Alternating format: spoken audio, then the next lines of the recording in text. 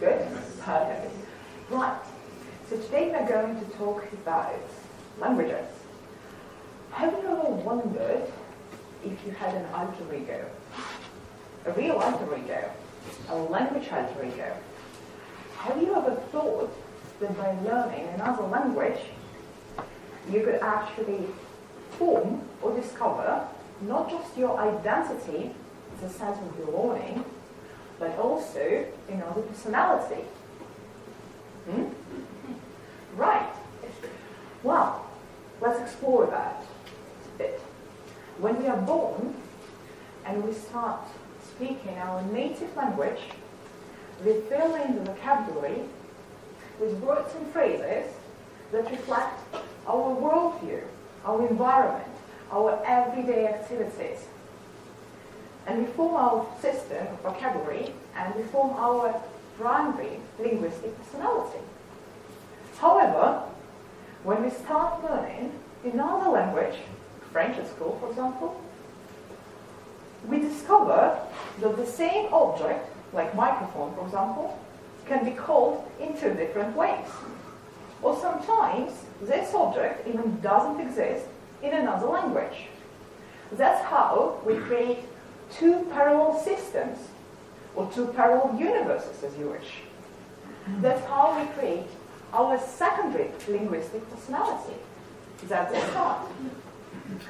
Well, we know that some people go beyond, learn more languages, dive into more cultures, and create more personalities.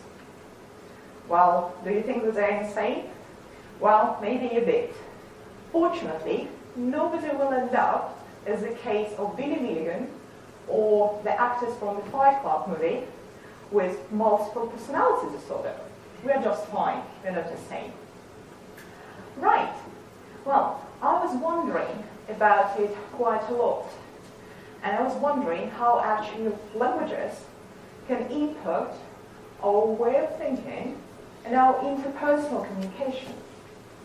And it all started back to my high school years. I was still a sad monolingual person.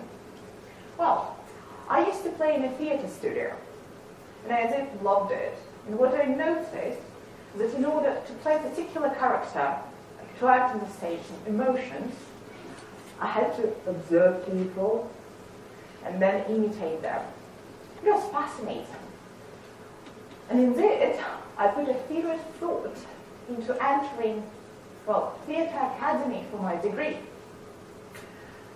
Unluckily, my parents put their foot into my decision-making process. Well, my father said, my daughter playing on the stage? No way. Well, father, here I am. Right, now playing on the stage. So here we are. And what happened? My parents were insisting on a classic approach, classical education. However, at that stage, I already had serious doubt in our education. Why so? Because in secondary school, while reciting poems, I would put personal touch with theatrical moves, and I would be ousted from the classroom. Right. So I couldn't come with some creative approach to resolving completing tasks of math or literature or languages. And indeed, I didn't fancy languages. In fact, I even hated one. And you know which one? It was German, of course. Right, and it's all going back to my childhood. So when I was about 4, I was put into a German gymnasium instead of kindergarten. Right, my memories from there. Imagine a middle-aged woman with a wig, big glasses, looking at 4-year-old kids and shouting, "Das ist Gott! Das ist Gott!" Well, apparently, she was expecting me and all the boys and girls to memorize and repeat these phrases, these wonderful, innocent phrases. Obviously, I was traumatized. As a child, I was traumatized. I was so much traumatized that I actually hated German for many, many years. Fortunately, with past years, I rediscovered German for myself, and currently, I'm absorbed by it, and I love all these compound words, unique words like good old model, I would say that my life is kudomodo, which means like mess. So my life is a mess, and it's fine. Right. So all of this, imagine, doubt in education with hatred for German, put me into ironic position when I compromised with my parents and entered linguistic university, studied how to teach languages. Right. But exactly there, I discovered two things. One was history of linguistics, and another one, cross-cultural communication. And exactly there, I spotted the connection between language, culture, communication. All three of them. I got so carried away that I've been digging into it in theory and in practice, different disciplines, different countries, ever since for the past 8 years, and I even ended up talking to you right now about it, and I'm still not bored. Right, so I got into it, and the first, what I noticed was Frederick von Humboldt, who stated that our language and culture reflect our worldview. And if you speak another language, you are capable of looking at the world from a completely different angle. To me, it was like, wait a minute, what does it mean? Does it mean when you look at the rainbow, you can see 8 colors instead of 7? Does it mean to see the unseen? Actually, yes, indeed.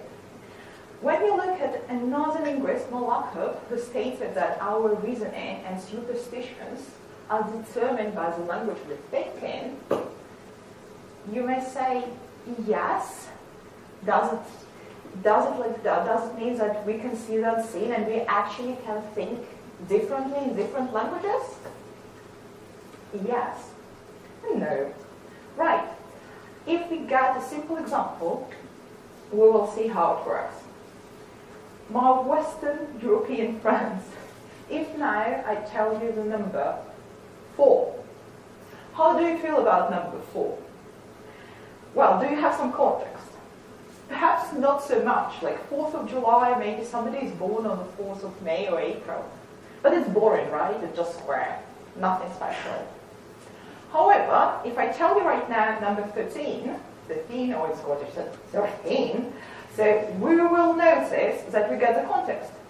Like Friday 13, or perhaps unlucky number, there would be something for some of you, right? If we now ask our Asian friends about number 4, we will get the context that actually number 4 is extremely unlucky number in Asia. In number 4 sounds like the word for death in Asia, like in Chinese or Japanese. So there are some people, some Western people, who pick up Asian languages and become more sensitive towards this number. And it's the same about number 666. Again, in Europe, 666. Quite a unlucky number. However, if you go to China, on the date of sales, you will see that everything will be sold at 666. Because 6 is a lucky number, and it corresponds to prosperity and wealth. So, what is apocalypse for Europe is wealth for China and Asia. Right.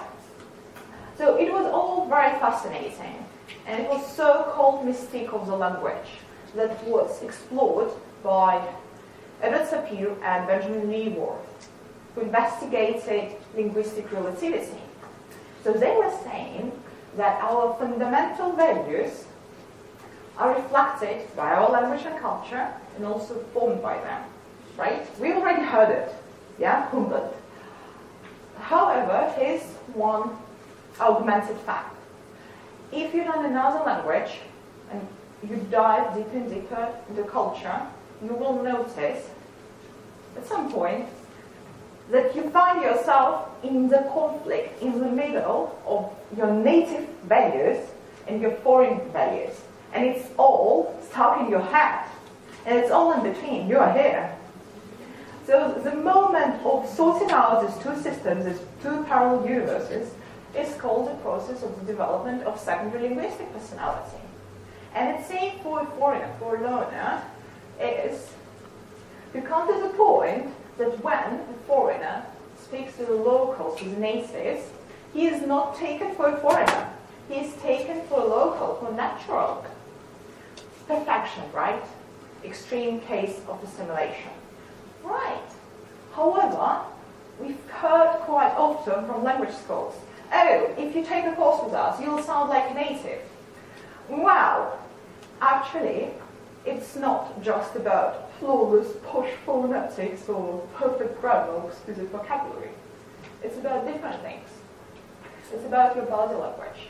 It's about the way you walk, the way you look at people, the way you reasoning, the way you make decisions, the way you eat, how you eat, with whom you talk, how you talk, your etiquette. It's all about it. It's all social-cultural components. And what's very important here, that when you start learning these languages and you dive deep into the culture, you notice that you acquire also new habits. Just yesterday, I talked to John Edward, who is now a spokesman in Scotland. So he used to be a diplomat in Brussels. He speaks 4 languages. And what he noticed, he's completely different in all these 4 different languages. And when he was in Brussels, or when he was in Italy, or now he's in the UK. Even diplomats notice it. So here, you need to look into the theory of habits, of habitus, of Pierre Bourdieu, French sociologist, who was saying that we actually form the trajectory of our habits and values. And they are formed as well by our environment, our family or school. So when we learn different languages and we step into a new world, new culture, we also acquire these habits, right? It may sound slightly complicated for you and indeed too perfect. However, I give you a few life examples. Back in 2010, I was inspired by Spanish and I went to Salamanca to enhance my language. However, I didn't focus on my, say, grammar or phonetics. I did completely different things. I stalked people. I should confess, yeah, I'm a stalker, ladies and gentlemen, sorry. Yes, so I stalked people for days, almost weeks, in Salamanca. I would just go behind them, yeah, and just putting down, some notes, like real anthropologist observing. Why so? At that stage, I was fascinated with theatre and theory, and I was really trying to feel it, how it is to be a Spanish in Spain, in Salamanca. And I was looking at everything, how to put on a scarf, how to walk, how to eat, with whom to talk, everything, absolutely every little detail. Eventually, I was preparing myself for a part of Ekaterina de España, de Salamanca. And indeed, in 2 years, when I went on my Erasmus Mundus master to Santiago de Compostela, Galicia, quite often I was taken for a Spanish person. Like, yes, my theory works. Triumph, epiphany. But I couldn't expect what I would discover as well at this stage. I got unlimited access to all the local networks. I would be given secret information, deals, perks. Oh, there is the best octopus in that restaurant. Or there is a party there. I would never imagine that I would end up in a closed Brazilian society in Galicia just because I was practicing capoeira and I was trying to play this Brazilian and Portuguese identity while learning Portuguese. How come? It was very fascinating. And I was so inspired that I decided to replicate the same experience with Italian. I did pretty much the same as with Salamanca in Italy, but when I got back to Italy, again 2 years later, in 2013, I got initially accepted. However, something didn't work. Something was wrong. And I was wondering what was going on. And then it dawned on me. I didn't cook. At that time, I didn't fancy cooking. Now I love it. Right, I didn't fancy cooking. And all we know, there is a pretty good stereotype about Italians. My dear Italian friends, you're wonderful cookers. Right. And the thing was that all the dialogues were about cooking, the majority of them were about cooking, cuisines, and I had no information about it. And that was a problem, because I was automatically excluded out of the conversations. Moreover, when I actually took some classes, let's say in cooking, and it got included into the kitchen and the cooking process with different people from diverse, social groups, I noticed that the business was also performed in the kitchen. And it would be like chopping. Can you pass me this carrot? Yeah, so what were you saying about this 10,000 euro contract? Are we going to do it? Yeah? Can you pass me your potato? Yeah, this one? Yeah, fix it. It was performed like that. It was completely, again, different world. And I saw it like from Italian perspective. Oh my gosh. So the world for Italians is actually one messy kitchen. Right. It was fascinating, hilarious. So what happened later? I was inspired. I learned more and more languages. I applied the same experience by learning, replicating, imitating, and then creating this language alter ego. And I realized that there were a few things. That you need to stay up to date, you need to check media, you need to check news, you need to check the history, economic, social environment. But what's the most important, that if actually you are a student or you are growing your business, you truly want to become global, you need to focus on your alter ego. You need to cherish it. Because what will happen? You will get access to all the local communities, all the secret perks. You will get professional opportunities on the global and local markets. You will get completely different perspective of the world. You will be closer to your foreign partners. You will get access to trades and markets that are close to access. But the most important, perhaps today, you will get diversity at your workplace and acceptance. It's very important. So that's why, please, go out there, cherish your itchy feet, find your wanderlust in your heart, go with Lonely Planet guides, just go there and unwind your language alter ego. And then you will see Zen sing. Thank you so much.